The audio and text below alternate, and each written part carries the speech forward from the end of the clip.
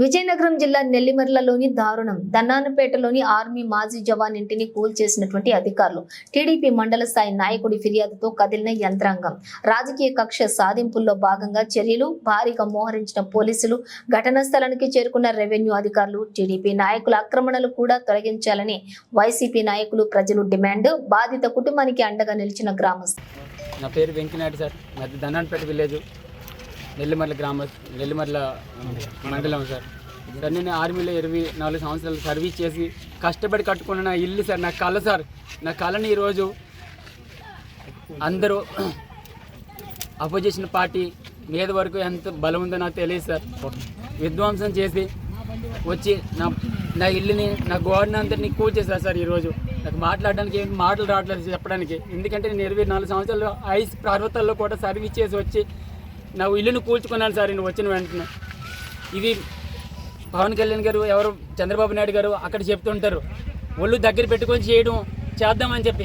ఇదే కూటమి తాలూకా, కూటమి ప్రభుత్వం తాలూకా అరాచకాలు ఇలాగ ఉన్నాయి సార్. మీరు మాటలు అక్కడ ఆడుతున్నారు, ఇక్కడ అరాచకాలు ఈ విధంగా ఎక్కడ చేస్తున్నారు సార్. మీకు దమ్ము ఉంటే ఇలాంటివి ఆపండి సార్. ఈ దన్నానపేట విలేజ్లో ఎన్క్రోచ్మెంట్లు ఎన్ని ఉన్నాయో అన్నింటిని మొత్తం తీపించండి సార్. ఈరోజు నా ఇంటి దగ్గర గ్రామ గంటలు ఉన్న నా ఇల్లుని తీపించారు సార్. మేము పెట్టిన నోటీసులకి స్పందన లేదు. వాళ్ళు ఒక నోటీసు పెడితే నోటీసుతో మొత్తానికి ఆ నోటీస్తో ఇంటికి వచ్చి మొత్తం ఇల్లు గోడలు అన్నీ కూల్చేశారు సార్. కానీ మేము 3 నోటీసులు పెడితే 3 నోటీసులు ఒక్క నోటీసుకి కూడా 7 అగ్రిమెంట్ 7 ఉంటుంది, 6 ఉంటుంది సార్. ఆ 2 నోటీసులు కూడా ఇవ్వకన్నా వాళ్ళకి ఈ రోజు వరకు వాళ్ళకి ఏమీ ఎఫెక్ట్ లేదు. ఇంచుమించు మేము పెట్టిన ఒక 15 వరకు ఈ సర్వే నెంబర్లతో పాటు అంతా మేము ఎంఆర్ఓ గారికి, ఆర్డీఓ గారికి, కలెక్టర్ వరకు వెళ్ళాయి సార్ ఇవన్నీ. కానీ కలెక్టర్ వరకు తెలిసిన తర్వాత కూడా వాళ్ళపైన ఏవి స్పందన లేదు.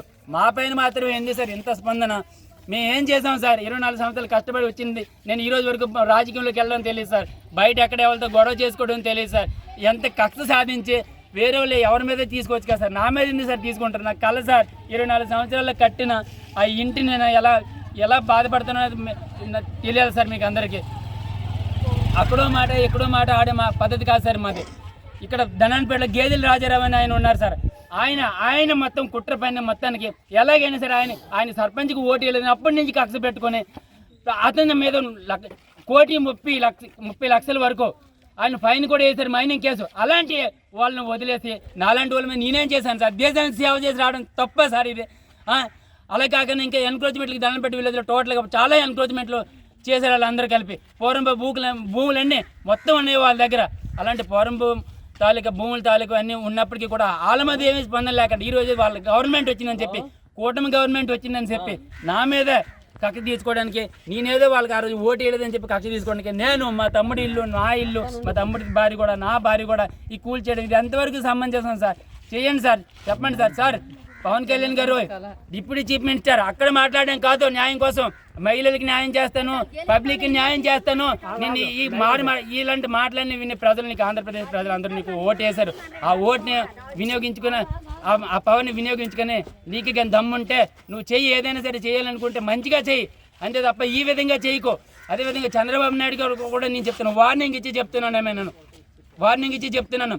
ఇలాంటి రాజకీయాలు, ఇలాంటి పద్ధతులు చేసి మీరు చీఫ్ మినిస్టర్ అయిపోవడం, చీఫ్ మినిస్టర్ అయిన తర్వాత ఈ విధంగా బాధ పెట్టడం, సామాన్య ప్రజానికాన్ని బాధ పెట్టడం, ఇది ఎంతవరకు సమంజసం?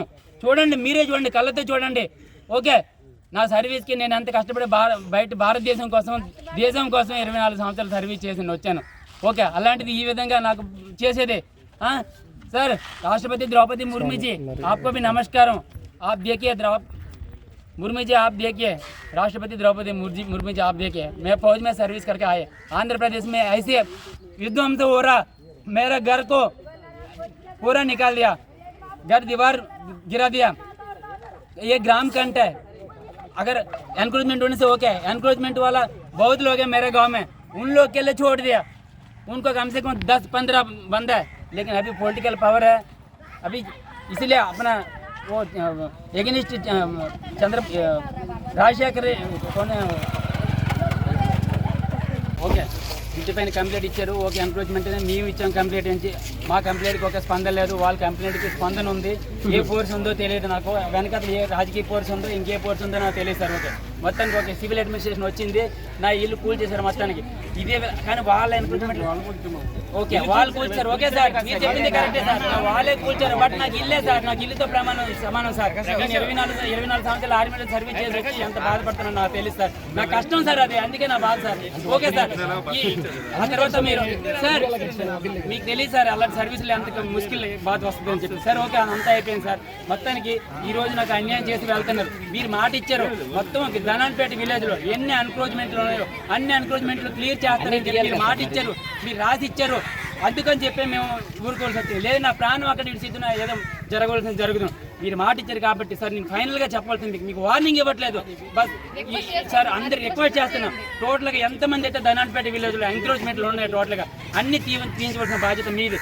ఒకవేళ తీయించకపోతే నేను నా ప్రాణం ఉన్నంత, నా ఊపిరి ఉన్నంత వరకు సార్ నేను అడ్మినిస్ట్రేషన్ మీద నేను పక్కా కేసు వేస్తాను సార్. మీ పైన కావచ్చు, మీరు తప్పుగా అనుకోవద్దు, ఎందుకంటే మీరు సైన్ చేసి ఇచ్చారు. నేను పక్కా కేసు వేస్తాను సార్. కేసు వేసి అది లాస్ట్ అయినంత నా ప్రాణం నా ఊపిరి ఆగిపోయినంత వరకు కూడా నేను పోరాడుతున్నది. మళ్ళీ నా ఇల్లు నా గోడ కట్టించినంత వరకు, ఎందుకంటే న్యాయం జరగాలంటే అన్ని మొత్తం ఎన్ని కంప్లైంట్ అయితే ఇప్పటివరకు ఇచ్చారో అన్ని కంప్లైంట్లు కూడా స్పందన వచ్చి అన్ని కంప్లైంట్లు కూడా అన్ని ఎంకరేజ్మెంట్లు కూడా క్లియర్ చేసేంత వరకు నేను నిద్రపోను సార్. ఇది మాత్రం చెప్తున్నాను మీకు. మరొకసారి మీరు ఉంటుండగా నేను చెప్పాను మామూలుగా. ఓకే నా బాధ సార్ లేదు సార్, బాధ నా బాధ కానీ నేను ఎప్పటివరకు బయటకు వెళ్ళలేదు సార్. పొలిటికల్ అంటే నాకు తెలియదు సార్. నేను వచ్చి 2 నెలలు నా మీద ఎందుకు సార్ ఇంత కక్ష, నా మీద ఎందుకు ఈ రాజకీయాలు? ఓకే సార్ నా మీద ఎందుకు ఈ రాజకీయాలు? అయితే గవర్నమెంట్ గెలిచిందని చెప్పి, గవర్నమెంట్ పైన ఉందని చెప్పి గవర్నమెంట్ ఈ విధంగా ప్రయత్నం చేస్తుంది. గవర్నమెంట్ నాయకులు అందరూ కలిపి టీడీపీ మొత్తానికి కూటమి నాయకులు అందరూ కలిపి ఈ విధంగా చేస్తున్నారు కదా. అదే వైఎస్ఆర్ గవర్నమెంట్ ఉండేటప్పుడు వైఎస్ఆర్ ప్రభుత్వం ఎవరికైనా అన్యాయం చేసిందా సార్? ఎక్కడైనా సరే తీసింది సార్. ఒక్క నిమిషం ఆగండి సార్. ఎవరినైనా ఇబ్బంది పెట్టిందా సార్? ఇక్కడ తెలుగుదేశం గవర్నమెంట్ కూటమి గవర్నమెంట్ ఉండేటప్పుడు ఈ విధంగా మీద నుంచి ఫోర్స్ వచ్చిందని చెప్పి ఎక్కడో అసెంబ్లీలో ఎవరో మినిస్టర్ చెప్పారని చెప్పి అక్కడి నుంచి కలెక్టర్ ప్రెజర్ వచ్చి, కలెక్టర్ నుంచి మీకు ప్రెజర్ వచ్చి, లేదా ఆర్డీఓ మేడంకి ప్రెజర్ వచ్చి ఈ విధంగా పోలీస్ ఫోర్స్ని తీసుకుని వచ్చి మొత్తం ఇల్లు కూర్చోడం ధర్మం కాదు సార్. ఇది అన్ని పార్టీలకి అన్ని పబ్లిక్ మీరు administration, civil administration, political administration అనేది తప్పు చేస్తే సివిల్ అడ్మినిస్ట్రేషన్ నిలదీయాలి సార్. సివిల్ అడ్మినిస్ట్రేషన్ కూడా పొలిటికల్ అడ్మినిస్ట్రేషన్ నా మానవులకి ఎంత గుడ్డ కొనుక్కోలేదు, నా మానవులకి ఎంత వస్తువు కొనుక్కోలేదు.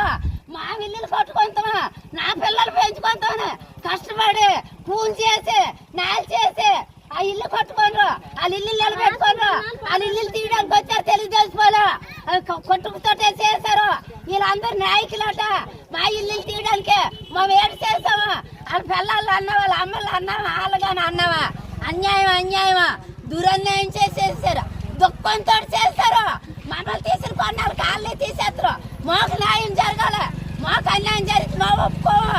మా ఎవరు గుడ్డు మీద కష్టపడో కూలి చేసో నాలు చేసో మా వెలుగే వస్తామా? అన్యాయం కాలే పోవాలా, నూరు ఆడుకున్నా మాకు న్యాయం జరగాల, గవర్నమెంట్ న్యాయం చెయ్యాలా. చంద్రబాబు నాయుడు గెలిచి 3 రోజులు అవ్వలేదు, మా ఇల్లు తీసేశారు. అక్కడి నుంచి ఆర్డర్ తెచ్చామన్నారు, అన్యాయంకి నెట్టుకోనరు. అయితే ఊర్లో అలాగే తీసేస్తాన్రా, దేశాలు అలాగే తీసేస్తాన్రా. జగన్ గెలిచినప్పుడు ఇల్లు తీసేశారా, జగన్ గెలిచినప్పుడు ఊరిని తీసేశారా, జగన్ గెలిచినప్పుడు ఆడవాళ్ళు అన్యాయం చేశారా? ఎందుకు ఈ ప్రభుత్వం వచ్చి మమ్మల్ని తీసేయడానికే? మా కష్టపడి కొట్టుకుంటారు నా కొడుకులు, నాకైనా ఒక్కడికి ఎంజాయ్ లేదు.